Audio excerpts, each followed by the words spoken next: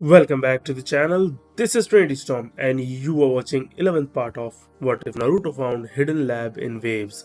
If you enjoy this video, please like, share and subscribe to the channel. Now wasting no more time, let's start the story. It took a week to get to Tanzaku quarters, and if Naruto's left eye twitching was any indication, he was very angry. So it was proof of how patient he was. And while he was trying to figure out how to explain how a certain teammate had died suddenly, he was lost in his thoughts when he heard Ino ask what seemed like the millionth time the same question. Are we almost there? Naruto breathes out and says, no. Are we almost there? No. Are we almost there? No. Are we almost there? Not yet. Are we almost there? We'll get there when it's time. Are we yet there? Yes. Really? No. Tenten, Anko, and Ino all say, hey, Naruto, are we there yet? Naruto turns around and looks at his team. He says, the next person who asks me that, I'm going to put them over my knee and paddle their asses. Then we're going to turn around and go home. He then turns back around and takes 2 steps before hearing Ino say, are we there yet? Naruto slowly turns around and closes both of his eyes. He then uses Flash Step to quickly appear behind her and puts a seal tag on her back, which makes her whole body stiff. He then took a 3-legged stool out of its box and sat on it. When Ino realized she couldn't move, she told Naruto, this isn't funny, let me go. She tried desperately to move while screaming, you can't do this to me. Anko is the one who says, actually, he can. As team leader, he has the right to punish his subordinates if they act up on a mission. Naruto looks at Ino and says, I told you what would happen if you did it again. He then grabs her and puts her over his knee. Then Naruto looked at Choji and said, I think you should turn around. The round boy turned around quickly with a red face. Naruto pulls Ino's skirt up, showing her lime green underwear. He then hits her right cheek with his hand, making a loud cracking noise. It had been a few years since Ino's father had given her a spanking. She lets out a cry of pain. As he kept swapping her butt, Anko and Tenten could see that the look on her face changed from one of pain to one that looked almost like she was enjoying it. Then there was a flash from a camera, and they both turned to see Anko smiling. As she says, I'm sure that both Inoichi and Inoiki will find this funny. Naruto hits her behind 10 times, and then he pulls her skirt back down, stands her back up, and takes off the seal. Ino, who is now rubbing her sore butt, looks at him and says, I can't believe you actually spanked me. After putting away his stool, Naruto says with a sly grin, I didn't spank you that hard, but if you want, I'll kiss it and make it better. This makes Ino's face turn bright red with shame. Anko and Tenten were laughing so hard that they fell over. Choji was suddenly interested in the ground, but if you looked closely, you could see that he was laughing to himself. Ino let out a frustrated huff, and then she fixed her skirt, which was messed up when Naruto tried to pull it back down. She then moves forward and steps on Naruto's foot on purpose as she walks past him. Naruto looks at her and says, at least I can now tell all of our old school friends they were wrong. You're not a hardass, because I know now that it's soft and nice. Anko walks by him, smacks him on the head, and says, down, boy. Tenten follows her and lets out a small laugh. As Anko grabs Ino's arm, she turns to the boys and says, we're going to have a little girl talk. You two need to stay here, and I better not find out you tried to eavesdrop. The boys put their hands up in a, no ma'am, gesture and took a step back. Girls talking. Anko had put the girls behind some trees, and then she crossed her arms and asked Ino, how are you doing, ponytail? Ino looked at her and said, I'm fine. I knew I was pushing his buttons, but I went too far. I can't believe he really hit you, Tenten says. Ino gave a small laugh and said, don't worry about it, they weren't any worse than the birthday spankings I got when I was a kid, except for the first one, which I'm pretty sure was the one that got my attention. The only thing I'm embarrassed about is She couldn't finish the sentence because her face turned red and she looked down. Anko says, with her usual smirk, "You got excited and wet, didn't you?" She stops smirking and says in a more normal voice for her, "It's okay if you did. Some women like being dominated by a man. You just have to know when they're going too far, especially in the bedroom.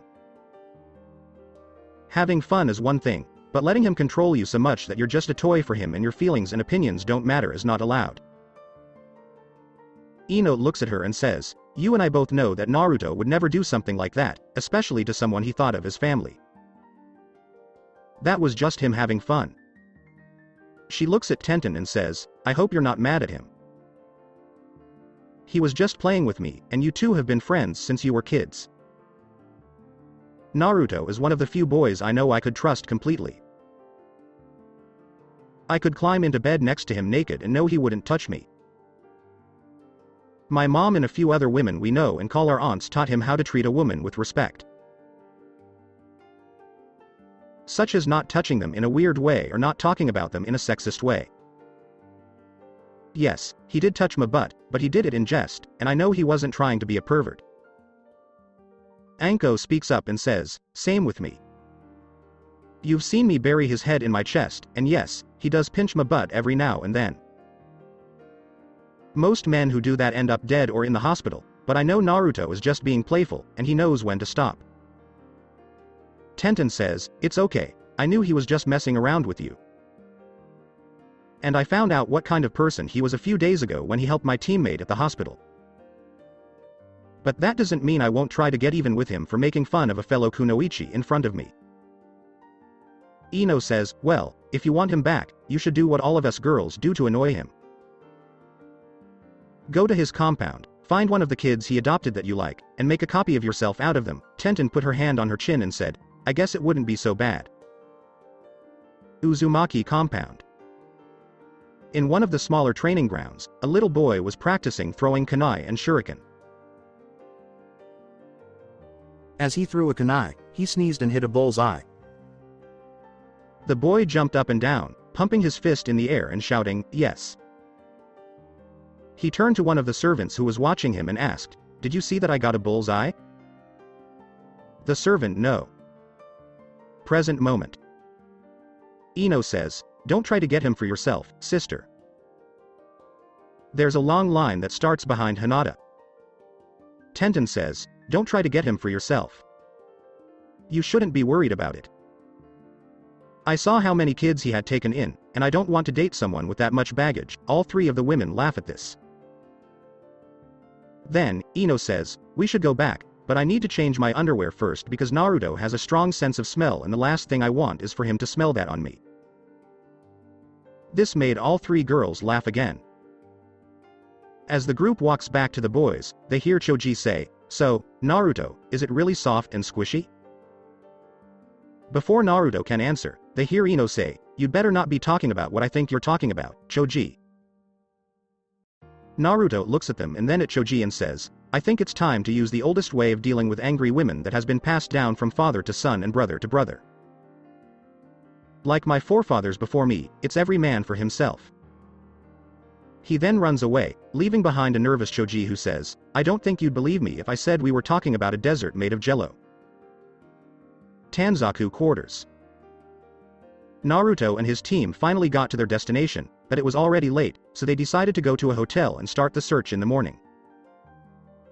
Naruto went up to the front desk and said, "Good evening, we will need a few rooms if you have any available." Then he made sure everyone had their own room on the same floor. When Naruto looks at his group, he says, "Okay, you can get room service, and I'll pay for it. I want you all to get some sleep and be ready to go when we start looking in the morning." After that, everyone left and went to the room that was given to them. Naruto's room. Naruto was sitting at his desk in his room looking over some papers when his door knocked in a code. When he opened the door, he saw Ino standing in the hallway wearing a nightgown. And then Naruto says, "Ino, did you want something?" With her cheeks red, Ino says, "Can we talk? There's something I want to tell you."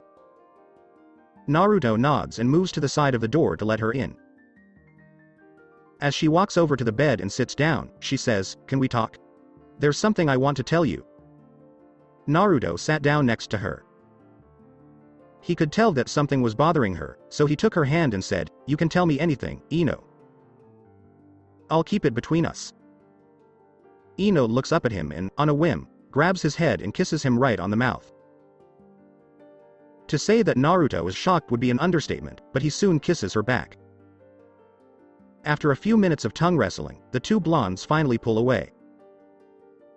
Ino looks down at her hands, takes a deep breath, and says, "We've been friends for a long time, and I've always thought you were the only boy I could really trust. There was Shikamaru, but he always said I was trouble, and Shoji wasn't as bad, but he usually went with Shikamaru. But you have always been my friend, for which I will always be grateful." When she turns to face him, she says, "So I'm going to just ask. I know that you have to take multiple wives as part of the Clan Resurrection Act, and I'm pretty sure you're going to ask Hinata to be one, but would you consider letting me be one? I know that sometimes I can be a pain," as she then starts to say all the bad things about herself. Naruto kisses her on the lips to stop her, and then, as he pulls away, he says, "I already know what I want to ask you. I just needed to wait for the right moment." He says, "Ino, you're always willing to say what's on your mind, and you never let anyone walk all over you. And just so you know, most of the women in my family are strong, independent, and smart, because that's how the men in my family stay alive," he says with a small laugh. Ino smiles, pokes him in the chest, and says, "You just earned yourself a make-out session." She takes his hand and puts it on her left breast, saying, "These are open for you tonight, but nothing below my waist for now." Then she goes back to kissing him, and both blondes start to explore each other's bodies by letting their hands roam around.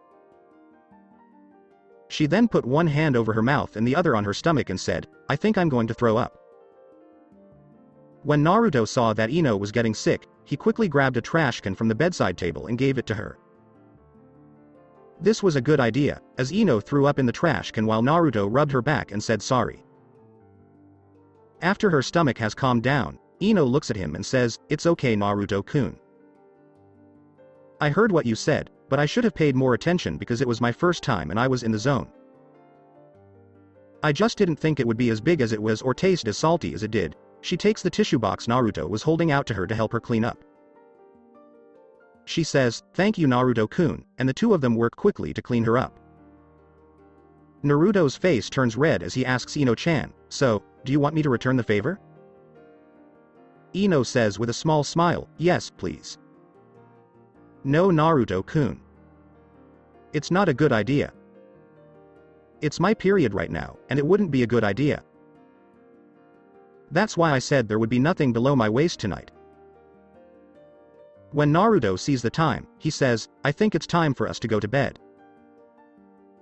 We need to do something in the morning." Ino looks at him and says, "Just because I gave you a hand job and a blow job doesn't mean you're going to get me in bed with you tonight, Mr. Whiskers."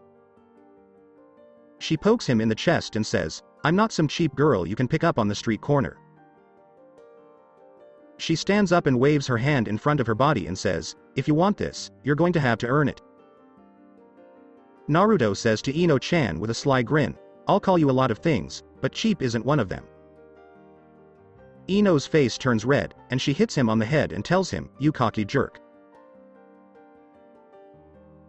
You say that even though I'm almost giving you what every boy in our village has always wanted. So, to make up for it, when we get back to the village, we'll go shopping all day, and you'll pay for everything. I'll also invite all the girls and their mothers." She quickly put on her nightgown and gave him one last kiss on the cheek before walking out the door with her hips swinging. Naruto's only thought was, "I need another shower, a cold one." The morning after, Naruto and the rest of the team met in the hotel lobby. Here are the things we know about Tsunade. Slot machines and Han are her two biggest gambling habits that she can't stop. Choji stands up and says, "What does she look like?" Naruto replies, "She has a special way of hiding her real age, and from what I know, she usually pretends to be in her 20s or mid-30s. She is about 5 feet 8 inches tall, has blonde hair that she wears in pigtails most of the time, and wears a grass green haori with the kanji for," he said, "she'll bet on it and get a purple diamond tattoo on her forehead, but then he stopped and looked at the three women who were with him with a nervous expression on his face. Anko laughed a little and said, "She's also got one of the biggest sets you'll ever see."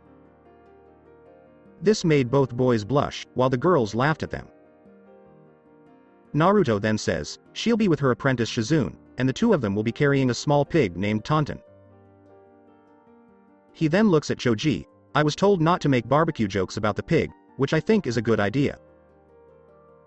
Both Tsunade and Shizune are known to look out for her a lot. Naruto says, "Let's split up." You and Tenten will work together, Anko. He then pulls out a set of wireless radios and gives one to each team, saying, "Ino, you and Choji will be a team. We'll be working on Signal 3. If you find anything, call it in. If we haven't found anything, we'll meet back here at noon." When everyone nods their heads, the teams start getting ready to split up. Choji looks at Naruto and says, "Why aren't you using the same method to find her that you were using before?" Naruto replied, "Tsunade is a sensor ninja, which means she can sense high levels of chakra. If I used the shadow clone technique, she would know right away that someone was in the village." Anko sees this while she is filing it away so she can add it to the report about Naruto's progress. Ino smiles evilly at Naruto and tells him, "Just don't do anything stupid, Naruto-kun." Her voice sounds like she has a sore throat, but everyone still laughs at him. Naruto says, "How can I, Ino-chan, when Anko is taking all the stupid with her?" He then disappears in a puff of smoke, revealing that he was a shadow clone and getting the last word. Anko stomps her foot on the ground and says, "I'm going to get that jerk for that." Then, Ino grabs Choji by the back of his jacket and walks off in an unexpected direction. Tenten looks at Anko and says, "Is it just me, or does her voice sound a little strange? I know she was fine last night." Anko smiles evilly and says, "I saw her sneaking out of his room last night, and her face was pretty red." Tenten's face shows shock, but before she can say anything, Anko says, "It's none of our business," and walks away from Ino and Choji.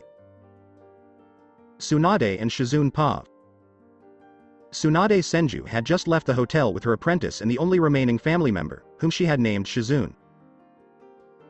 Shizune looked up at her teacher as she carried Taunton and said, "Remember, Lady Tsunade, you said you wouldn't do too much today. We have to hold on to some of our money. We were able to pay off some of our debts with the big win we had. But that doesn't mean the worst is over yet." Taunton gave a little oink to show that he agreed with Shizune. Tsunade, hanging her head, says, "I know, Shizune, you do not have to keep reminding me I am twice your age. I'm very good at handling our money, and I know when to stop." Shizune thinks to herself, "This is coming from the woman who made us run away from several villages and debt collectors." She then whispers something. Shizune says, "It looks like it's going to be a nice day." Tsunade turns around and asks, "What was that?" This makes the young woman in the pig sweat. The two of them spent the day going to 12 casinos, where Tsunade lost the rest of her money. It was almost lunchtime, so they decided to go to a barbecue place for lunch. As Tsunade and Shizune turned the corner, they saw an empty street next to the big castle in the village. Tsunade was trying to pay Shizune to let her steal from the savings to get more money. Shizune stood his ground and said, "I won't let you spend all of the money you've saved up again. It doesn't matter to me if you think you're about to win.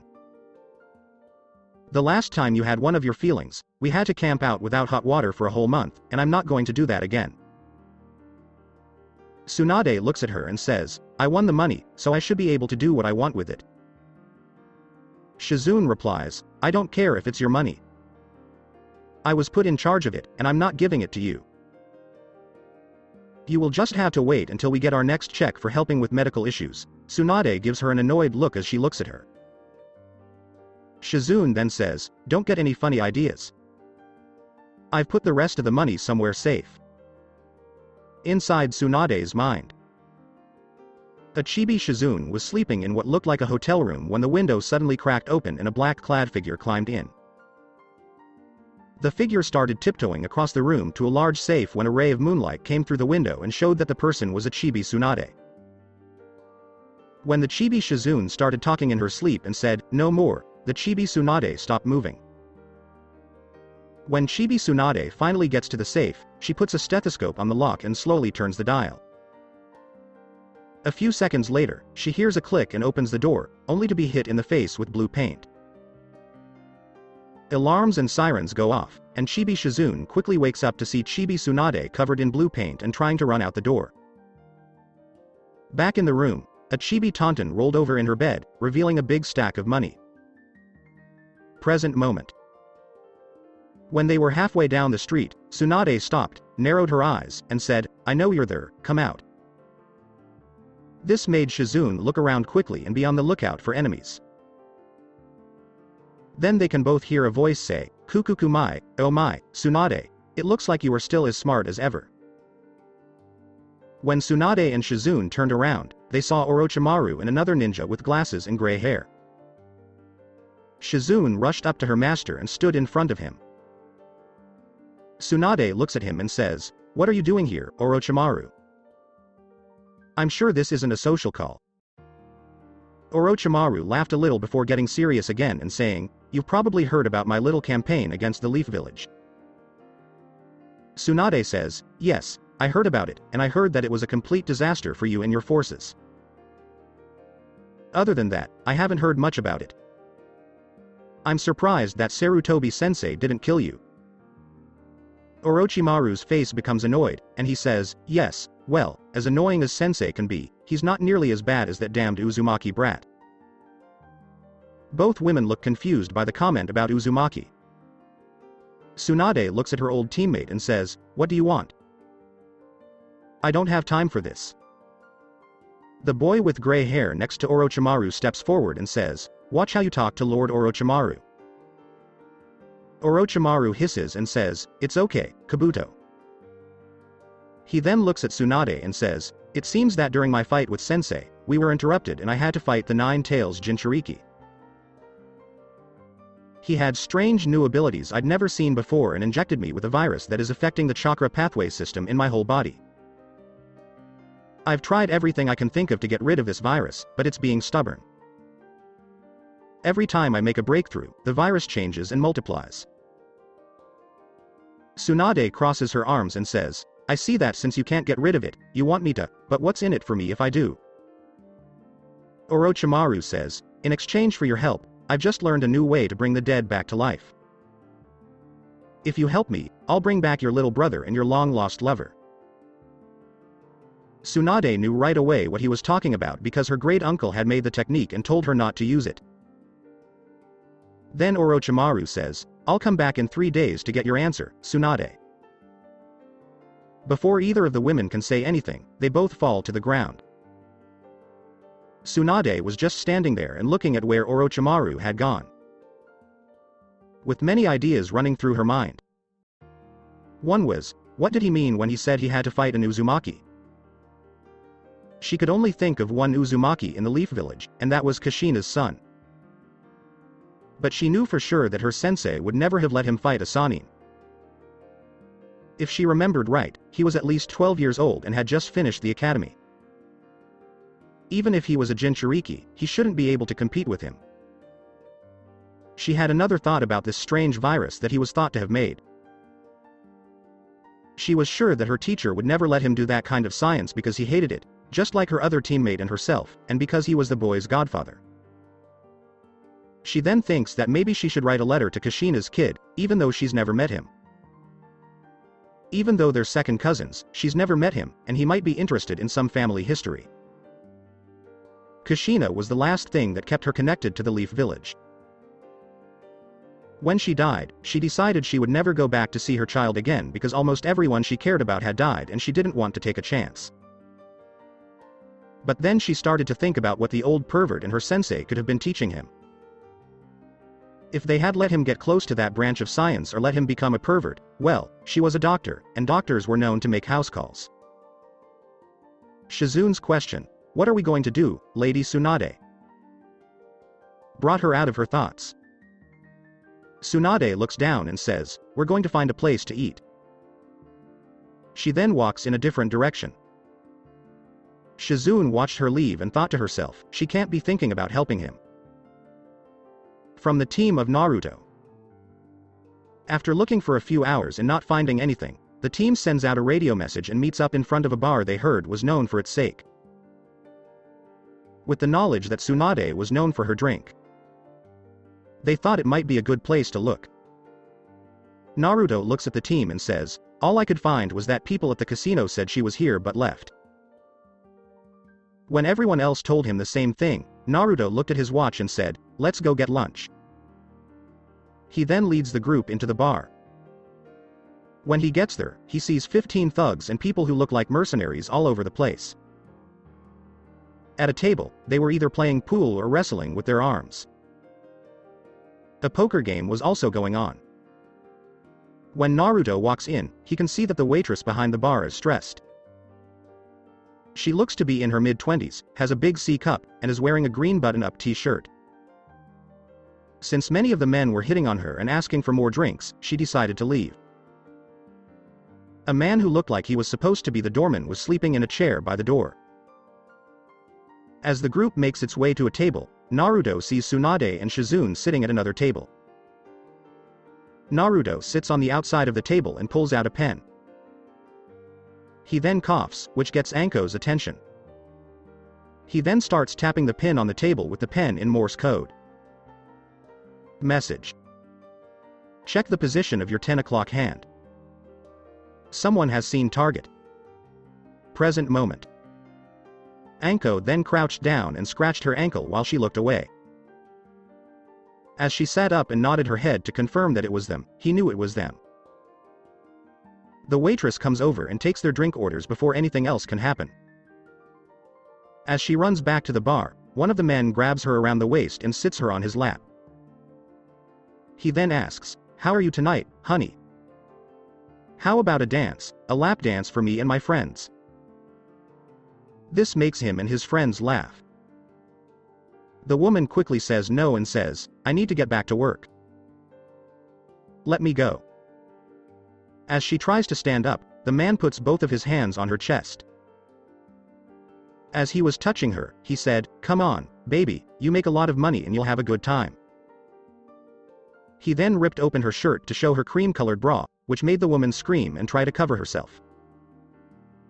Even though the woman was screaming, the man sleeping by the door kept sleeping.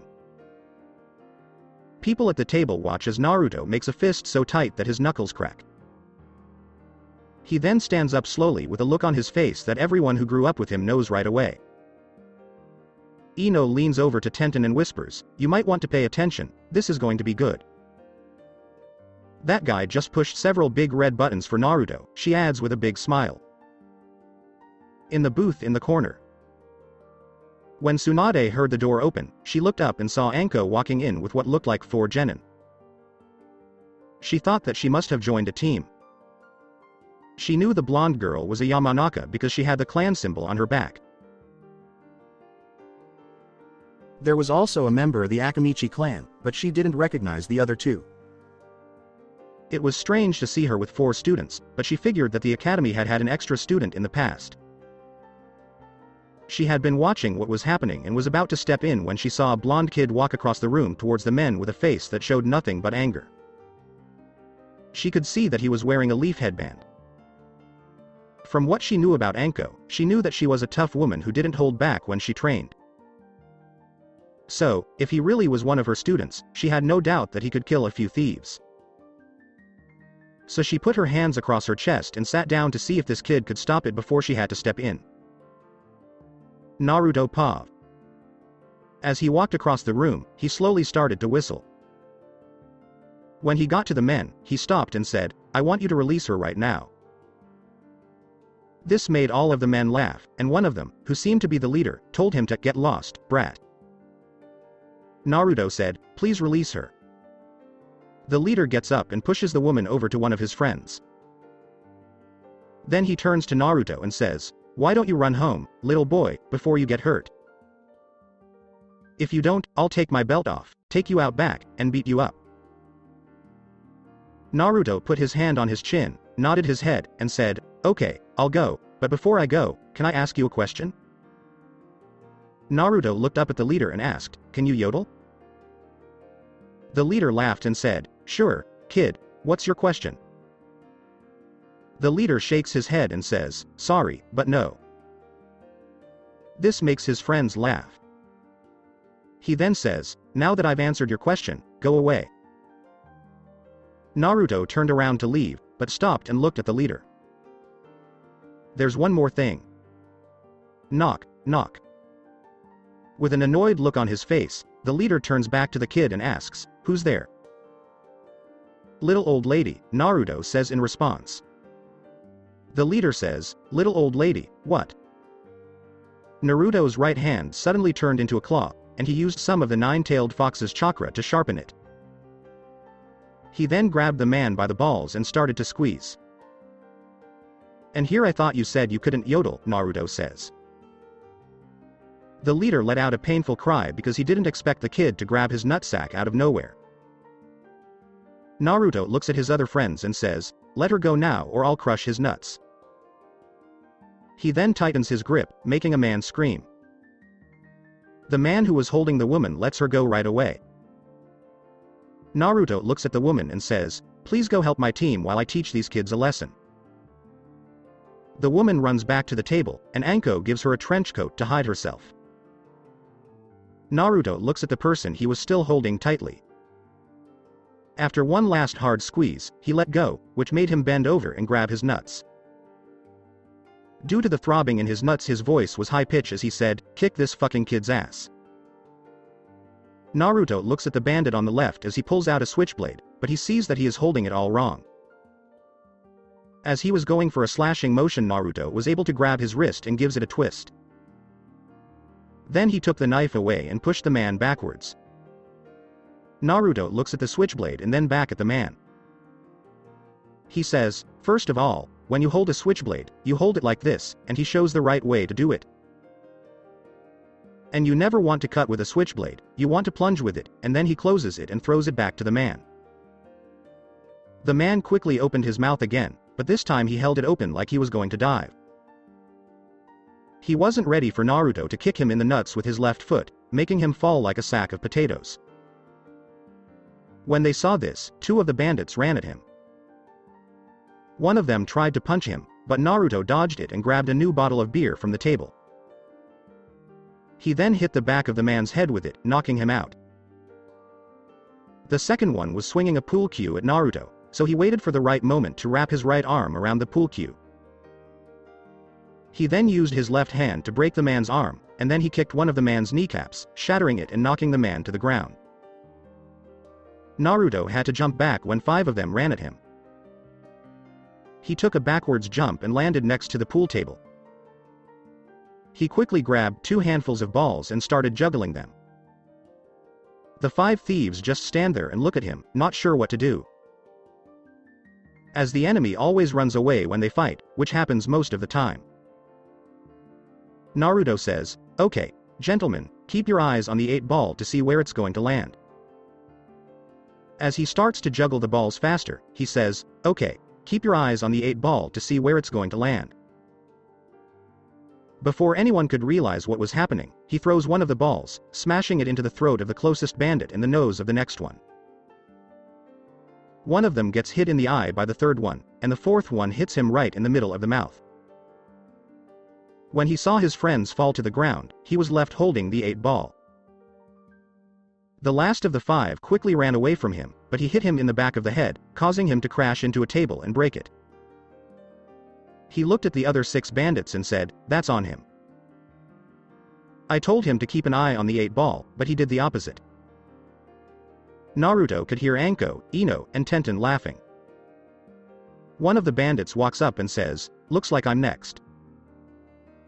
He then does a little jump twist and lands on his feet. He gets in a fighting stance and says, "I learned that move from a healing cloud ninja." He then rushes at him. Naruto stands there and watches as he walks toward him. Since he wasn't paying attention, he trips on one of the balls Naruto had used before and falls, hitting his head on the pool table.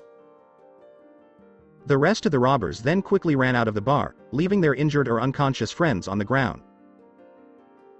Anko walks up to Naruto after the fight is over and sees him pouting, so she asks, "What's wrong?"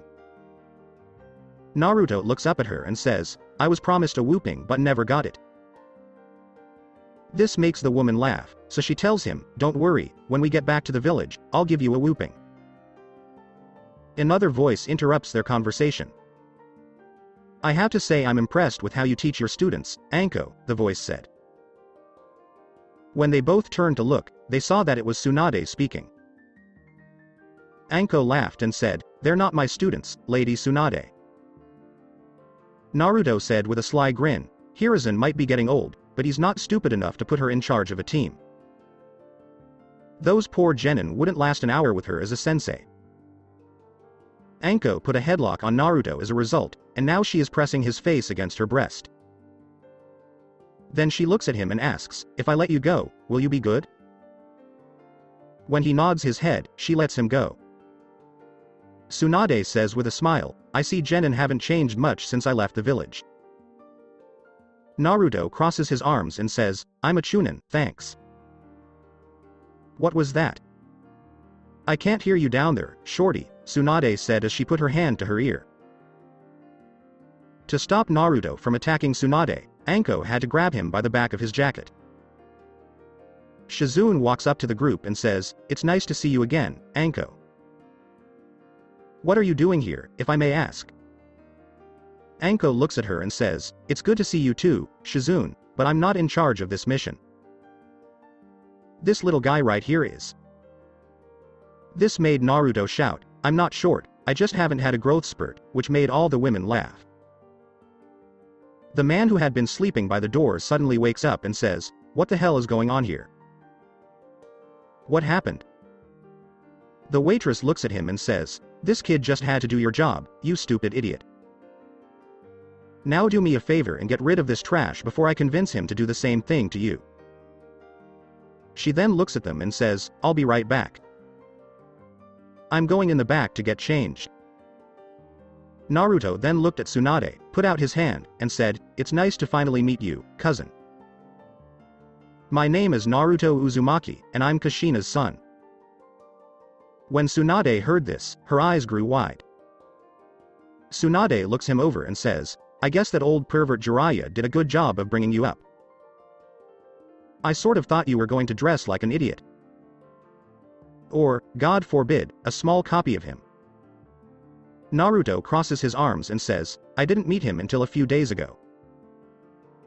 I had to practically raise myself after I was kicked out of an orphanage when I was 5 years old because the head of the orphanage said it was for children, not demons." Tsunade had a shadowy look on her face all of a sudden.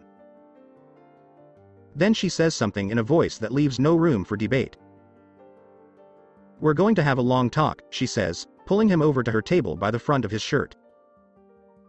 Anko and Shizune followed close behind. Tenten was just about to run up to the group to meet one of her heroes. But Ino put her hand on her shoulder and shook her head before she could. Naruto and Anko had to spend the next 3 hours giving a summary of his whole life, from his birth to his fight with Orochimaru in the Chunin exam in the invasion. Only what happened in the Land of Waves during the month of training wasn't in his story. He also helped them set up a new village and gave them an overview of the new laws, which helped them pass. Anko will also say what she thinks about how well he helped them set up their own village. He also told them what happened to Hinata and Hanabi and how he had to save them from their father. When he found out what had happened to her, he then told their father what he had done. That had made Tsunade laugh out loud. He also gave her a copy of the report from his doctor. By the time Tsunade was done reading the report, she had already drunk 5 bottles of sake and was very quiet. He then told Jiraiya how he met him and why he was being charged with all the crimes. Then he talked about how Hiruzen sent him on a mission to bring her back to the Hidden Leaf. Tsunade couldn't stop thinking about how her sensei could have let that happen to the last Uzumaki after everything the clan had done for the village and everything her grandmother had done for him. Then she started thinking about Jiraiya and how he had betrayed not only Minato and Kushina, but also her. Shizune decided to ask a question because she saw that Tsunade had stopped. So she says, "Excuse me, Lord Uzumaki." Naruto stops her and says, "Please don't call me Lord Uzumaki. I'm not a big fan of titles. Just call me Naruto."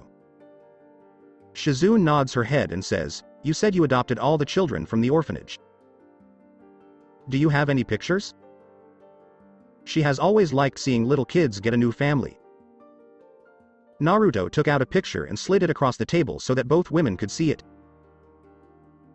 The picture was taken outside the main house, and it showed Naruto with all of the children, Hinata, Hanabi, and all of the serving staff, standing in front of a big banner that said, "The new Uzumaki family." When Tsunade looked at the picture, she couldn't help but smile. She had seen many pictures of clans, and in most of them, everyone was standing straight up and looking perfect. But in this picture, all of the kids looked like they were playing rough or, in some cases, fighting. There were a few kids who were trying to look perfect, though. Then Naruto started pointing out some of the kids and telling the women what they were like. He just pointed to a little girl in shorts, a t-shirt, boots, and a safari hat and said, "That's Kou. When she grows up, she wants to be an explorer."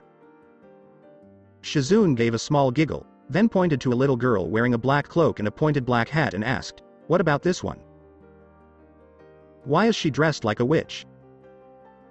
Naruto looks at the girl and says, "That's Miu, and she's dressed as a witch because she heard that most ninja and kunoichi have a trick that gives them a nickname, and she wants to be the witch of the hidden leaf." Tsunade and Shizune start laughing as he points out more children. When Tsunade looks at the picture, he sees a boy and a girl with angry faces whose foreheads are pressed together. So she taps the picture and asks, "What about these two? And why do they look like they want to rip each other's heads off?" Naruto looks at them and makes a face of embarrassment before saying, "Those are Rain and Daiki. They look like that because they fight all the time. They can't be in the same room for more than a minute without fighting. But you never see them apart because they are always trying to prove who is better. But if someone bothers the other one will step in right away to protect the other one." This makes both women laugh, and Tsunade says, "So they love to hate each other." Naruto nods and says, "Yes, I'm a little scared to find out what's going to happen when they're teenagers. Luckily, I still have a few years before I have to set them both down and have the talk." Both women knew what he meant. Because of how much they love and hate each other and how often they fight, it wouldn't be a big surprise if they ended up in bed together when they were older. Anko then says, "I don't think you'll have to worry about that for a while because Daiki has foot-and-mouth disease. I've only known the brat for a few days, but I can already see that he can't go 5 seconds without opening his big mouth and getting the snot kicked out of him by one of his sisters." Tsunade just says, "That's how most boys are," and shows him a picture of Jiraiya when he was younger. Hot springs. After hearing about Naruto's life, Tsunade decided to relax in one of the hot springs with the other girls, who all followed her. She was sitting in water up to her neck and listening to stories that Ino and Anko were telling her. Ino says, on Monday morning, he walked into the classroom wearing the blue dress with sunflowers on it. He had to wear it for a whole week because it was the last time he bet me that he knew more about flowers. Anko said, "Why really get under his shirt collar? He knows we have pictures. When I get back to the village, I'll see what I can do to get you a copy, Lady Tsunade." This made both Tsunade and Shizune laugh. Shizune looks at Ino and asks, "Are you alright, Ino-san? Your voice sounds a little like a horse. Are you sick?" Ino's face turned red when she noticed that the other women were looking at her and taking a breath. She then tells him what happened with Naruto last night and how her throat has been hurting all day. Tsunade gave a small laugh while sitting up straight and showing off her big breasts, which made the two younger women look at her with envy. She then tells her, "You have nothing to be embarrassed about. This happens more often than you think, especially when it's a girl's first time." She then raises her hand and coat in chakra and puts it next to Ino's sore throat. After a few moments, she takes it away. "Here's some advice for next time. Go much slower until you get used to it. Since you said he was big, it might take you a while, and you should also tell him this so he doesn't hurt anyone else. Ino nodded her head and said, I'll be sure to tell him. I know he'll be careful from now on. Naruto wouldn't want to do something that would hurt someone he cares about. Tsunade says, from what I've heard and seen so far, he seems like a good kid. Considering who his godfather is, I expected him to be a bit of a pervert who Googles every woman he sees. Ino says, well, Naruto has had more women than men in his life, and they all taught him how to respect women. But I just found out that his tendency to be overprotective of women and children also comes from his family. Tsunade nodded and smiled. You're right, the Uzumaki clan never stands by when someone is being hurt. They're still known to get very angry when a woman or a child is being hurt. Ino says, when we were 8 or 9 years old, we were working in my family's shop with my mom. One of my cousins, who was 14 at the time, walked in with a limp, but neither my mother nor I noticed. Naruto walks up to her and asks, what happened? She said nothing had happened and that she was fine. Naruto grabbed her wrist and spun her around, then lifted the back of her shirt to show her back, which was broken. As soon as my mother saw this, she demanded that she tell her what had happened. My cousin had found out that her boyfriend was cheating on her, and when she confronted him about it, she found out that he had beaten her the night before. By the time we got her to stop crying and calm down, we noticed that Naruto had gone missing, and we didn't see him for 2 days. It turned out that he had found her boyfriend and beaten him so badly that he was. Anko laughed and said, that's not the only time he's done that. He's known as the Venerable Shadow in the village because only a few people know who he really is. The story goes that anyone who wants to hurt a child or a woman will usually get a visit from him. Tsunade smiled and said, he sounds just like his mother did when she was that age. When Shizune saw her master smile for the first time in a long time, she was very happy. Then she says, he said he used to play jokes on people. Can you tell us any of them? Anko says, well, one of the most memorable ones for me was when he broke into the torture and interrogation department in the middle of the night and turned the interrogation room that Ibiki used the most into a nursery by painting the walls blue with rainbows and clouds and putting a lot of stuffed animals, building blocks, and children's toys all over the place. When the women in the hot spring hear this, they all start to laugh. Tsunade looks at her and asks, what did Ibiki do when he found out? Anko says, he decided to keep it because it was a great way to mess with people's minds. This only made the women laugh again. Then Tsunade asked, other than being a jokester, what other skills does he have if he didn't become a ninja? Then, Ino says, if you do come back to the village with us, we'll have to make Naruto cook us a meal, because he's one of the best cooks I've ever seen. Tsunade looks at her and says, oh, so he learned how to cook from his mother. Ino nods her head and says, yes, I can't tell you how many times I've seen him being chased around the village by one of the moms or cousins from all the clans in our little family group trying to get his recipes. In fact, Choji's mom tried to lock him in one of her kitchens at one of the family restaurants, and the Akamichi clan is known for their cooking, so for their family to do that is a big compliment. Anko then says, I think we should get out of here and go find the brat. We've left him alone for too long, and who knows what he's up to. He can't be that bad, can he? Shizune says over and over. Trust me, Tsunade says to her apprentice, if he is anything like his mother, you should never leave an Uzumaki alone for too long. Room to change at hot springs.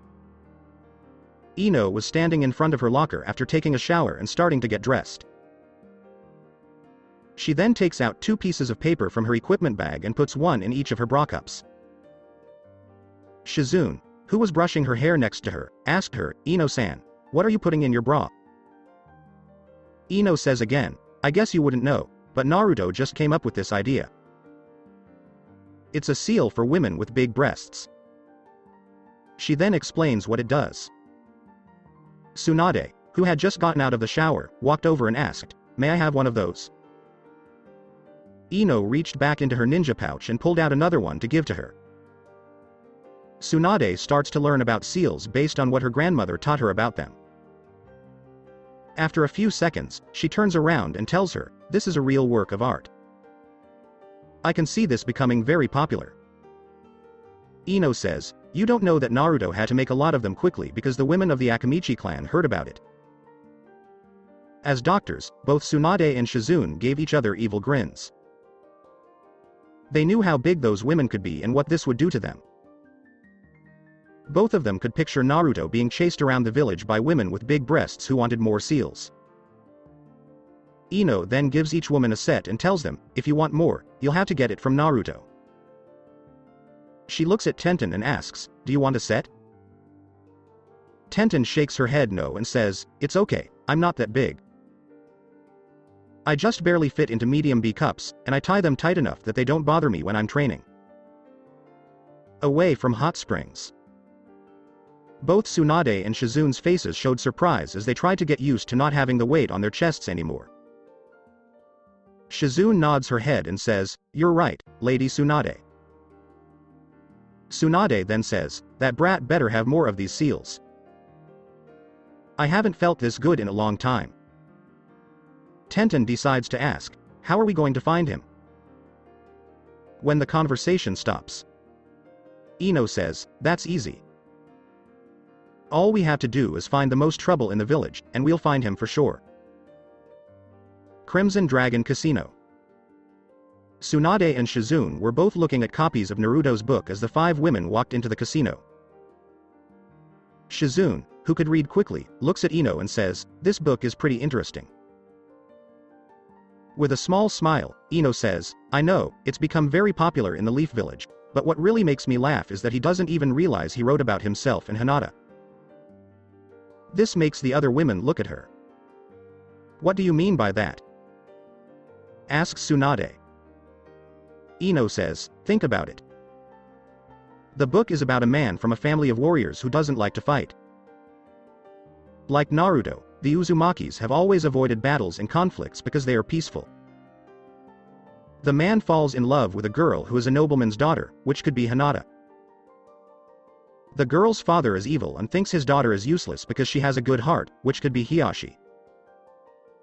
When the women hear this, they all start to laugh. Anko starts rubbing her hands together and says, "When I get a chance, I'm going to tell the whole village about that. That little brat is going to wish she hadn't made that joke about me earlier today." As the group walks into the lobby and starts looking around, Ino sees Choji sitting at the all-you-can-eat buffet at the casino. As the group approaches, they can see he is eating barbecued pork. Choji starts to sweat when he sees the group because he was told not to make barbecue pork jokes. What really freaks him out is the way the pig in Shizune's arms looks at him. Ino crosses her arms and says, "Okay, Akamichi, where is Uzumaki? I left you in charge of him, so you better hope he isn't causing trouble." Choji says, "The last time I saw him, he had a big stack of casino chips and was going out to the casino floor." Casino floor. After a few minutes of walking around, they saw a big group of people around one of the craps tables. When the group finally gets through the crowd, they are shocked by what they see. Naruto is the shooter, and he is standing at the table. In front of him is a huge stack of chips. When Tsunade saw the huge pile of chips in front of him, which she thought was worth at least a few $1,000,000, she started drooling and her eyes turned into Ryo symbols. Inside Tsunade's mind, a small version of Tsunade was jumping up and down on a diving board. She then did a swan dive into a large pool of money. She starts swimming laps after she breaks the surface of the money. Present moment. With a sly smile, Tsunade slowly walked up to him, put her hand on his shoulder, and asked, "So, how's my favorite cousin doing?" She then put on her most pitiful face and said, "Naruto, the big bad Shizune won't give me any more money. Would you be able to help me out, pretty please?" Naruto told the dealer that he was done, and then he had a few people from the casino help him start packing up his chips. Then he makes a copy of their shadow to go with them. Then Naruto gets down on the ground and starts to look around. Ino looks at him strangely and asks, "Naruto, what are you doing now?" Naruto says, "I'm looking for my cousin's marbles. She must have lost them if she thinks I'll lend her any of my money. Hiruzen told me not to do that." Anko and Shizune start laughing at the look on Tsunade's face, who is crying crocodile tears. Flashback. Naruto was about to leave the office when Hiruzen called out to him and said, "I must warn you now that you should never lend Tsunade any money. Whenever she borrows money and can't pay it back, she always beats the person to a bloody pulp or runs away so she doesn't have to pay it back." End of past scene. When Tsunade hears this, she crosses her arms and thinks to herself, "Damn it, sensei. You'd have to be a jerk to tell him not to give me any money. The brat is just like his mother, who never gave me any money," she says with a sad face as she realizes she won't be able to get all that money. Inside Tsunade's mind. 2 security guards were now dragging Chibi Tsunade away from the big pile of money while she kicked and screamed. They put her outside a metal gate. Present moment. Tsunade looks at Naruto and says, "And here I thought the Uzumakis were all about helping people, especially family." Naruto stands up and says, "I'm helping you because I won't let you break the first and third ninja rules." With a sly grin, he adds, "That means you can't drink alcohol or gamble," which is something his mother taught him last month. Ino and Tenten look at Naruto, and so does Choji. Ino is the one who asks Naruto, "What are you talking about?" He then says, "The first of the prohibitions says that a shinobi should never drink too much alcohol. The third thing shinobi shouldn't do has to do with money. They shouldn't borrow or lend money, and they shouldn't gamble." Tenten says, "All right, but what is the second rule?" Naruto said, "It has to do with guys and girls going out on dates." Tsunade now had her head down because she knew he would never give her any money. Before anything else could be said, the shadow clone came back and gave Naruto 3 scrolls, saying, "We have a little more than 15 million. Naruto put the scrolls in a pocket inside his jacket. When he looks back at the group, everyone is staring at him like a bug. Ino keeps saying, 15 million, and Tsunade was crying on Shizune's shoulder. Shizune tried to comfort her, but she kept looking at Naruto's pocket with a hungry look on her face. Inside Shizune's mind. A small Shizune was trying to sneak up behind a small Naruto who was carrying a briefcase that said, "Money," on it. When she was close enough, she used a big hammer to hit him on the back of the head. She quickly grabs the briefcase and runs as fast as she can to the office of the debt collector. A few minutes later, she walks out with a piece of paper that says, "Debt-free." She then does a funny dance. But she stopped dancing when she saw Chibi Naruto talking to a police officer while the officer turned a piece of paper with a picture of her on it. She quickly put on a fake mustache, and then she started to slowly walk away. Present moment. A new voice suddenly says, "I must congratulate you, Lord Uzumaki, on your big win." When the group turned around, a man in a business suit was already there. Naruto asked, "Who are you?" The man said that he was the owner of the casino and hotel. He then says that because of his big win, the hotel is giving everyone in his party a large luxury suite with unlimited room service and access to the spa. This makes all of the girls smile. Naruto thanks him for the offer, but he was about to turn it down when he felt 5 killer intents coming at him at once. He quickly says yes and takes the key to the room. The hotel manager then says, "These 2 men are my top security, and I've sent them to your room. They'll stand outside your door and protect you on the casino floor." The manager quickly says, "I've got to go. I've got things to do." Luxury suite. When they walk in, they can see that the suite has a big living room and 3 separate bedrooms, each with its own bathroom. Naruto says, "Okay, here's how we'll do this. Ino and Tenten will share one of the bedrooms, Anko will have the other one to herself, and Tsunade and Shizune will have the last one." He then says, "Choji and I will sleep on the couches." Tsunade looks at Ino and says, remind me to buy your mom and the others a drink if I get the chance to thank you for raising him well. Then, all of the girls decide to take the manager up on his offer to use the spa at the hotel and quickly leave. Choji then says that he is going to go look for good restaurants. Sweet for later that night. Naruto looks up from his work when he hears the door open. 5 girls come in wearing big, fluffy white bathrobes, and he's pretty sure they're all glowing. He then put his pen down and said, "I guess you had fun." When the women walked in, they were shocked to see at least 10 shadow clones, each holding a scroll. Anko looks at where she thinks the original is and asks, "What's up, brat?" Naruto looks at her and says, "After we found Tsunade, I didn't have to worry about her knowing I was in the village, so I made a few clones and had them turned into random people and went out gambling. That way, I can hit multiple casinos at once." With a sly grin, he adds, "Hiruzen always said I had the Shinigami's hands when it came to gambling. At this rate, my family will soon be the..." Tsunade is yelling at herself in her head because her cousin got the luck of her grandmother's family and she didn't. Tenten and Ino nod their heads and then walk into one of the suite's bedrooms, saying they were going to bed. Anko says, "Well, I guess I'll get dressed and leave," and then goes to the second bedroom. Naruto looks at Tsunade and says, "Now that we're alone, I need to talk to you about something." Both Tsunade and Shizune were on high alert right away. Naruto then says, "Since this is Uzumaki family business and your grandmother was in Uzumaki, you have a right to know." He then looks at Shizune and says, "I'm sorry if I offended you." Tsunade says, "She is one of the few people I still consider family in this world. I will trust her with anything, and we don't keep any secrets from each other." Naruto then put his hand in the pocket of his coat and pulled out 4 cubes with seals on them. He gave each shadow clone a cube and told them to go to a corner and put it down. Then he says, "I just put up a soundproof wall so we won't be heard over." Then Naruto says, "What I'm about to tell you, you can't leave this room." 2 heads nod.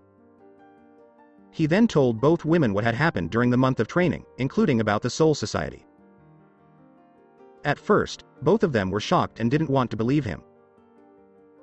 Tsunade looks at him and says, "So that's how you found out about our family. This Mayuri Kuratsuchi is the one who gave you all these strange new powers because you were an idiot and messed with their equipment without knowing what it would do, and then you put chemicals in your body without knowing what they would do." Tsunade then narrows her eyes and says, "Just so you know, that has to be one of the stupidest things I've ever heard." She then smacked him on the back of the head and said, "If your mother was still alive, she would have hit you on the head, too." Then Naruto says, "You don't have to tell me that. I already know that she told me I shouldn't do stupid things anymore." Tsunade was about to go give him another lecture, but she stopped when she heard him say that. She then asked, "What do you mean she gave you a lecture? She's dead." He then tells how he met the Sage of 6 Paths and how he was able to get his parents' souls out of his seal and into new bodies. Tsunade's expression changed between not wanting to believe him and hoping that he was telling the truth. "You're saying Kushina is still alive?" She asked in a voice that sounded like she was about to cry. "You'll understand if I find that hard to believe." Naruto touches his ear and says, "You can come in now." At that moment, a traditional sliding door appeared in the middle of the living room, and everyone turned to the left. When the door opened, a woman in a black cloak with a golden fox mask on her face walked out. The figure slowly pulls back the hood, revealing her long red hair. She then slowly pulls back the hood and takes off the mask.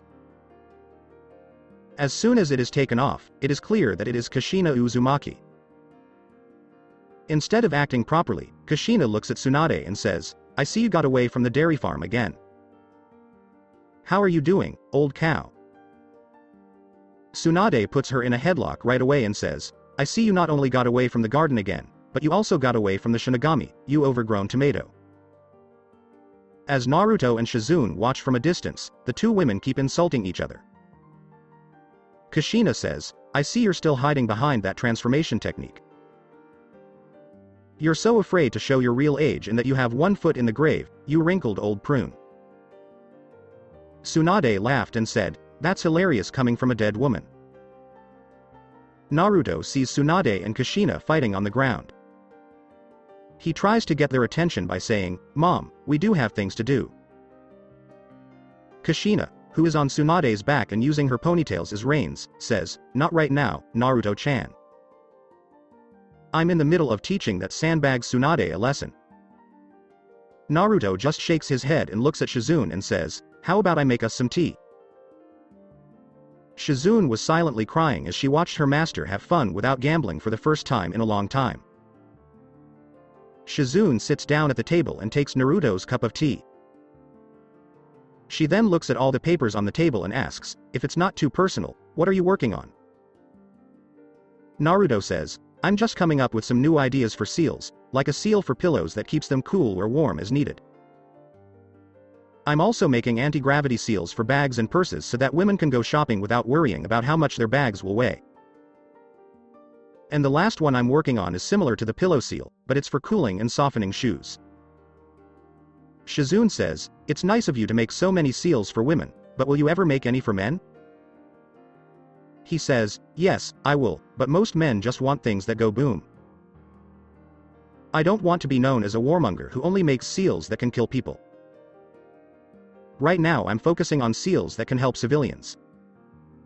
I hope to find a way to put those cooling seals on other things, like sleeping bags and clothing." Shizune smiles and asks, "Do you have any good ideas?" Before he could answer, both of them looked to the left when they heard a commotion in the fight.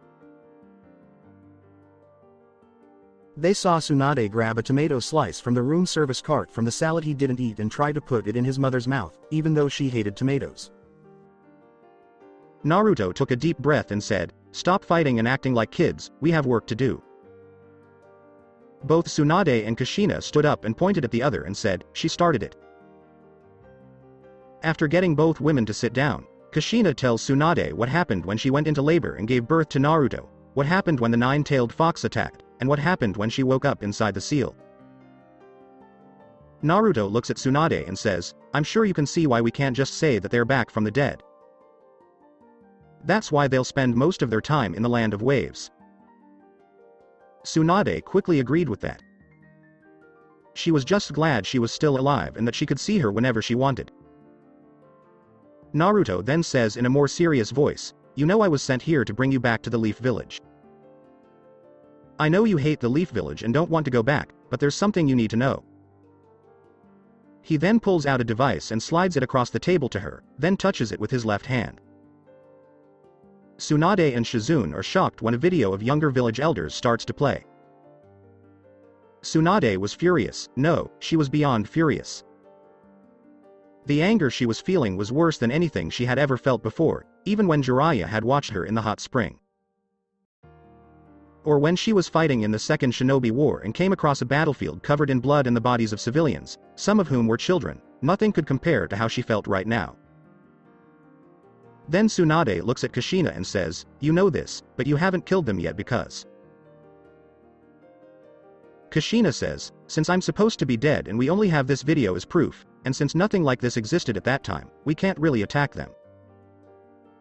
Naruto decides to speak up and says, "If you go back to the village, maybe we can find evidence against Koharu and Homura. We will have a better chance of breaking them than Dan's." The meeting is suddenly stopped by a loud squealing sound. When everyone turned to see what was making the noise, they saw Tenten standing in her pajamas in the doorway to her bedroom. Tenten was looking at Kushina and saying, "Oh my gosh, you're Kushina Uzumaki, the red hot-blooded habanero." Before anyone could figure out what was going on, she was standing in front of her and saying, "You're so cool, can I have your autograph?" This made everyone in the room think she was crazy because she didn't even realize she was talking to a dead woman and didn't care. Naruto reaches into his pocket and pulls out a small blue object. He then says, "Tenten," which makes the girl look at him without warning. Suddenly, there's a puff of smoke and a flash of light, and a small bird head pops out of the top, knocking the girl out. He then has an exact copy of her shadow take her back to bed. Shizune and Tsunade are both looking at him with confused faces. At last, Tsunade asks, "What was that?" Naruto holds out his hand so they can look at it and says, "This is another device I was given. It's called Kikanshinki, account replacing spirit device, and it's a memory substitution device. It's used on people who see something they're not supposed to. When used on a target, they will be knocked out and wake up a while later with a new memory. However, the new memory that the target acquires is random and often based." Tsunade says with a smirk, "That could come in handy when you're on an undercover mission and need to get information from a target, so you can wipe their memories of you being there." Then Tsunade says, "It's getting late. We can talk more about this tomorrow." Kushina says, "Okay, I have to go back to the academy. I have papers to grade." But before she leaves, she hugs Naruto and tells him, "Good night, my big brave boy." She then looks at him with the most serious face she can make and says, "Remember to brush your teeth before you go to bed, and if you get in bed with one of your girls, remember to wear a rubber. I already have enough grandkids. I don't need." Naruto's face turns red as he asks, "Moon, do you always have to embarrass me?" Kushina says, "Of course I do. It's in the Mother's Handbook." She pulls out a book called The Mother's Guide to Raising Children and says, "See, it says right here to remind our sons to always put on clean underwear in the morning. The girls won't like it if they find out you're wearing dirty underwear." Naruto tried to grab the book, but Kushina shoved it down the front of her shirt. She then stuck out her tongue at him and told him, "Don't do anything I wouldn't do." She went back through the door, but Tsunade could be heard saying, "There aren't that many things on that list." Naruto is now thinking to himself, the guys were right, having a mom stinks. All they do is make you look bad. When Naruto turns around, he sees that Shizune has sat back down and is looking confused. When Naruto gets back to the table, he asks Shizune, "Are you going to be okay?" Shizune looks up at him and says, "Yes, but this has been a very confusing day. I had to learn that the village I love mistreated a small boy his whole life because of something he had no control over, and that the same village had a hand in destroying his family. What confuses me even more is how you don't hate the people who did this to you." Naruto says with a smile, "They didn't hate me. They hated Kurama. Since they couldn't hurt Kurama, they hurt me instead. They were afraid because they didn't know the difference between me and him." Naruto then says in a wiser voice, "It wasn't me they hated. It was Kurama. You have to understand, Shizune," he said. "Fear can lead people down a bad path because fear makes people angry. Hate comes from anger. Hate makes people suffer." He then said, "Sometimes the innocent will have to suffer to make people feel better. What happened to me as a child was terrible, but it made me a better person." Room for Tsunade and Shizune. Shizune looks at Tsunade and says, "Lady Tsunade, between what you heard here tonight and what happened with Orochimaru this morning, what do you plan to do?" Tsunade looks at her and says, "After everything I've heard here tonight, Orochimaru is the last thing on my mind. I would love to see my little brother and your uncle again, but that brat out there just gave me back one of the few people I consider family besides you. Then there are the elders. I will not let them get away with what they did to my grandmother and her people." The luxury suite the next morning. The next morning, Naruto was the first one to wake up. He walked over to where Choji had fallen asleep on the couch, gave it a good kick, and said, "It's time to get up." The big round boy fell to the ground. He then goes to Anko's bedroom door and beats on it while yelling at her, "Get up, you drunkard, and this time don't forget to put clothes on." At that exact moment, Tsunade threw open the door to her room and asked, "What did you say to me, you little brat?" Naruto looks at her and says, "I wasn't talking to you. I was talking to this drunkard. You have no idea how hard it is to get her up in the morning and remind her to put clothes on. If I didn't remind her, she would walk out here naked. Trust me, I know because I slept at her apartment once." Tsunade says, there's nothing innocent about you if you're like all the other Uzumakis I know. Naruto puts both hands on his heart and asks in a fake crying voice, why do you have to be so cruel? Then Naruto hits the door again and says, wake up. This time, something hits the floor and someone says, I'm up, I'm up. Tenten rubbed her eyes as she got ready for the day and said, I had the weirdest dream last night. I dreamed that I came out here and you were playing poker with all these famous ninjas from the past, including all the previous Hokages and, for some reason, Madara Uchiha. Naruto looks at her and says, don't be silly. We play poker on Friday nights, and Madara was kicked out of the game for cheating. This makes everyone awake laugh. Shizune and Tsunade were both surprised that she didn't remember what happened the night before. Naruto goes into the room and sees that Ino is still sleeping on the bed on her stomach with one of her legs hanging off the side of the bed. Then Naruto says, time to wake up the toughest one in the group. Anko, who had just come out, says, I know that face, and it never ends well. I suggest everyone backs off. Naruto then makes the hand sign for the transformation technique, and in a puff of smoke, a little girl with straight blonde hair, blue eyes, a small purple dress, and a stuffed fox appears. The girl is about 6 years old, and she is holding onto the fox. The group watches as the girl walks into the room and pulls on the blanket, saying, Mommy, you need to get up. You need to be ready for my first day at the academy. Stop being lazy like Uncle Shikamaru. Ino opens one eye and says, what? The girl says again, come on, Mommy, we need to get ready. I don't want to get a bad reputation like Daddy did and be late for class. Ino opens one eye and says, Ino slowly sits up, looks at the girl, and says, sorry honey, I didn't mean to sleep in. I'll get up. Did your daddy remember to feed you before he left? We had miso pork ramen. The girl nods her head and says, of course he did, we had miso pork ramen. Even though Ino was still half asleep, she let out a growl and said, how many times have I told that idiot that ramen is not a breakfast food? The little girl then said, don't forget, Mommy, you have to go to the doctor tomorrow to make sure my baby brother or sister is okay inside your tummy. This brought Ino back to the present. Then, all of a sudden, Ino wakes up and jumps to her feet. She looks at her stomach and sees that she is fine. When she hears everyone laughing slowly, she realizes that she was being pranked. She looks at the girl, but she disappears in a puff of smoke, revealing Naruto laughing at her. Ino tried to jump at him, but the blanket caught her and she fell on her face. Naruto looks at the rest of the group and says, look, a pig in a blanket. This makes everyone in the group laugh even more.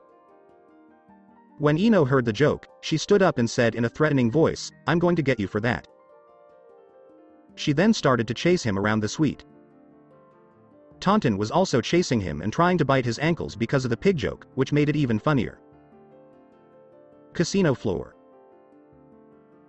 Ino is now dragging Naruto across the floor by his ear and growling at him, you are taking me shopping, and don't even think about saying you can't afford it because I know about all the money you won last night. Tsunade says, I'll be coming too, so I can spend time with my new favorite cousin. If I get new clothes, that's just a happy accident. Shizune, who is hiding a smile behind her hand and laughing, says, I wish Lady Tsunade had your luck when it came to gambling, Naruto. When Ino finally let go of Naruto's ear, he turned to her and asked, would you like to see a little trick? He then leads the group to a big wheel-based game with all kinds of prizes on it, from free dinner at the restaurant to the grand prize of $1 million in a very small area that would normally be impossible to land on. Naruto gives her a few ryo and says, give it a try, there's no harm in playing one game. She walks over to the table, puts the ryo on it, and spins the wheel. It stops on a spot with 100 ryo. Naruto then walks over and puts some ryo down. He then puts his hand on her shoulder and says, give it another try. When everyone does what he says, they are shocked when it lands on the 1 million spot. The person in charge of the game was starting to get worried because no one was supposed to be able to win that spot. Shizune was starting to lose her mind because she had just won 1,000,000 ryo. And with that money, she could make another big payment on the debt they owe. Tsunade wakes her up by asking, "Are you telling me that he is a lucky charm and that all you have to do to win is have him hold on to you?" Anko nods her head and says, "Yes, it's a good way to make some extra money at the end of the month if you're short on rent money, but Yoshino and Kurenai always yell at us when we do it, even though I've seen them buy lottery tickets for them every once in a while with him." Tsunade was about to drag him away, but she stopped when she heard Yoshino's name. That woman could even make her think twice, knowing that she couldn't bring him out to the casino floor.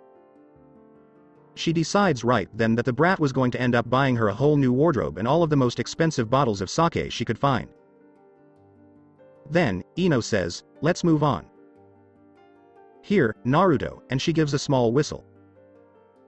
"You do know that I'm a boy and not a dog for you to train, right?" said Naruto. Ino flips her ponytail and says, "Yes, I know you're a boy, but I also know that dogs are much easier to train than boys. Isn't that why you asked me to be your girlfriend? The boys in your family are completely clueless and need a lot of help?" She then says, "Now let's go, you have several ladies to buy new clothes for Mr. Moneybags." Tenten said, "Can we stop at this weapon store I found yesterday? They had a beautiful collection of broadswords, and I'd love to take another look." Naruto says, "Don't worry, everything today is on me. You can pick out any weapon you want at the store, and I'll pay for it." Soon after, he gave him a hug that crushed his bones. Shizune looks at him and asks, "Are you sure that's okay? I know how much money teenage girls can spend." She then looks at Ino, Tenten, Anko, and Tsunade. She then asks, "Don't you care how much money you're going to spend?" Naruto said, "There's one thing you need to know about my family. We don't care about money. To us, it's just pieces of paper." To show this, he took out a big Ryo bill and tore it up. Ino then says, "If that's the case, I don't have to worry, and if you behave in the clothing store, I might pop into a lingerie store and you can help me pick out a few things," which makes his face turn red and all the women laugh at him. Anko says, "You know, I could use some new underwear, too." Tsunade grabs her by the ear and says, "That won't happen while I'm around." Naruto laughs and says, "Don't worry, she's probably going to be one of my girlfriends and then one of my wives. I was able to break the seal that Orochimaru put on her, and she's already said she wants to have my kids. Once she learns to cut back on her drinking, I'll think about it, but until then I won't let her drink while she's pregnant." Anko then says, "Besides, we're both adults, and I know he's already slept with a hot piece of ass back in the land of waves who already had a kid." She then looked at him and asked, "Did you really think I wouldn't notice how she was limping when you two showed up?" Tsunade let go of her ear and said, "That's fine, but I'll tell Yoshino you went into a lingerie store with him." Anko's face lost all of its color as she thought about what that woman would do to her. Tsunade then looks at Naruto and says, "We're going to have a long talk about how you're sleeping with older women." She then adds, "I wonder if Yoshino knows about this," which makes Naruto start to sweat as he thinks, "That's just what I need." Area with businesses. When Naruto walked into the clothing store, he was told to sit in one of the chairs near the dressing rooms while all the women looked at the clothes. Soon, each of them was carrying a huge stack of clothes toward the rooms, planning to make him choose. "Damn it, Choji, why did you have to run away?" thought Naruto to himself. But before the girls went to the dressing room, Tsunade made sure that neither Ino nor Anko had picked anything that she thought was too inappropriate. For example, Anko was trying to sneak in a string bikini by hiding it in a dress. Tsunade told them that if they wanted to choose something like that, they would have to go alone and not with the group she was in. Ino was the first to come out. She was wearing a low-cut purple dress that showed a little of her cleavage and ended right at her thigh. She then stepped forward to give Naruto-kun a better look and asked, "What do you think?" Before he could answer, Tenten came out in a simple red dress with short sleeves and asked, "What do you think?" I really don't do dresses because I've always focused on my career because I didn't want to look weak like all the other girls in my class. Naruto looked at both of them and said, "You both look gorgeous." He then walks up to Tenten and puts his hand under her chin to make her look at him. He says, "I know you like putting on a brave face and never letting this side of you out, but you don't always have to do that. You can let yourself be a girl every now and then and still be a strong kunoichi. You just have to learn how to balance it." A lot of kunoichi have cried, sweated, and died to get the respect they have now, but a lot of them have forgotten their noble history and all the sacrifices their sisters had to make for them to get that respect. One of the reasons they made so many sacrifices was so that the next generation could have both a career and a normal life. Then Naruto says, "So for today, you're not just a kunoichi, you're also a girl who's been given a free shopping spree. Go back in there," pointing to the dressing room, "and see if you can make a dent in my wallet." After giving him a quick hug, she runs back into the dressing room. Ino looks at him and says, "I think that was something she needed to hear." She gives him a quick kiss on the lips and then goes into Tenten's dressing room to talk with the girls. Anko, who was wearing a blue dress, starts laughing at him as Tsunade, who was wearing a forest green dress, crosses her arms and says, "I'm pretty sure we don't need to worry about rebuilding the Uzumaki clan, you little heartbreaker." Shizune, who was wearing a white dress, just told him loudly, "Naruto-kun, you're just too charming for your own good." One of the shop workers says, "I wonder if he comes in a bigger size." All three women can hear this. Hidden Leaf Village. Sasuke's pav. Sasuke Uchiha was angry because his life had been falling apart since the third round of the tournament. First, he got kicked out of a tournament because he arrived late. He then had to find out that his teammate was now the leader of two clans and that something had happened before he got there that made everyone in the village hate him as soon as he got there. He then had to stand there and watch as his teammate fought the person he was supposed to fight. The fact that his teammate made it look easy only made him more angry.